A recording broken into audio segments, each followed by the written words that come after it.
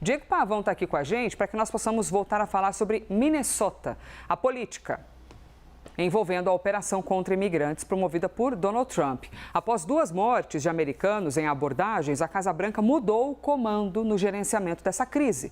E o Diego Pavão vem explicar para a gente como exatamente é esse comando e esse impasse. Bem-vindo, Diego. Obrigado, Elisa. Bom dia para você e bom dia para quem acompanha o live. Na verdade, o que a gente vê é uma grande confusão, uma grande disputa de poder em Minnesota, em Minneapolis especificamente. O que a gente vê é as autoridades locais tentando disputar espaço, disputar poder com as autoridades federais. Só lembrar, Donald Trump, há mais de um mês, começou uma grande operação em Minneapolis para conter a imigração ilegal.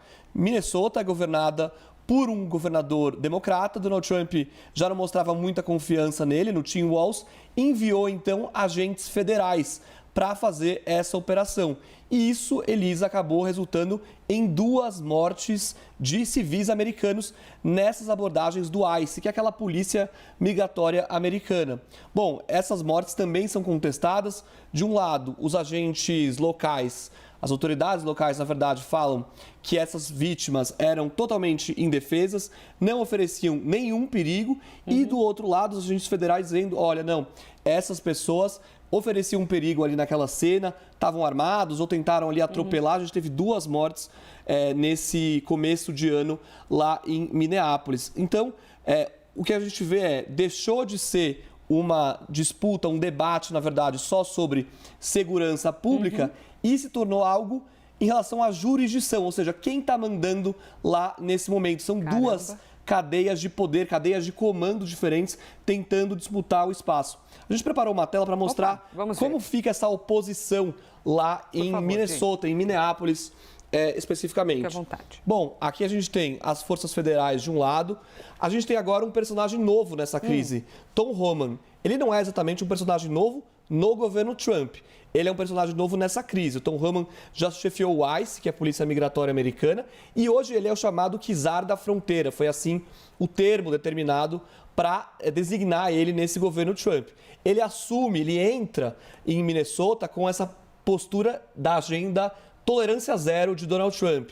Não é alguém conhecido por ser político ou mesmo diplomático. É alguém que chega com essa postura linha dura exatamente. E aí a gente tem a Kristi Noem, que é a secretária de Segurança Interna do governo Donald Trump, aliada, claro, ao governo Donald Trump, foi governadora da Dakota do Sul, estado vizinho, e ela conhece muito a região, inclusive ela tem uma rixa antiga, uma rivalidade com o Tim Walz, que é o governador de Minnesota. Nesse momento, a Kristi Noem está tentando segurar as pontas, mostrar, defender essa agenda tolerância zero de Donald Trump por lá. E aí, desse outro lado, as forças locais. É esse embate que a gente tem falado entre essas 2 forças. O governador Tim Walz foi vice de Kamala Harris naquela campanha, você deve lembrar. Sim, claro, democrata, alguém que também tem mostrado oposição a essa operação.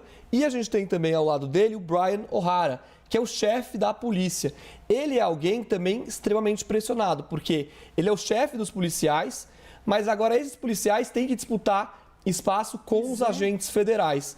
Isso tem provocado um grande embate sobre a jurisdição. Quem manda? São as forças federais ou são os agentes locais? E esse é o grande problema. O que sair dessa crise pode abrir um precedente para outras intervenções, outros estados americanos. Por isso que é tão importante quando a gente fala sobre o futuro. A gente fala é uma coisa local, uma coisa estadual, só que isso pode gerar um precedente importante para outras questões envolvendo imigração em outros estados americanos também, Elisa. É interessante como, ao ver a sua explicação, Diego, a gente faz paralelos até aqui com o Brasil, com essas questões de, não, isso aqui é Estado, não, mas isso aqui é poder federal. De que maneira que aqui também dá muito debate, o mesmo ocorre nos Estados Unidos. Com certeza. Diego Pavão, nosso analista, editor de assuntos internacionais. Obrigada.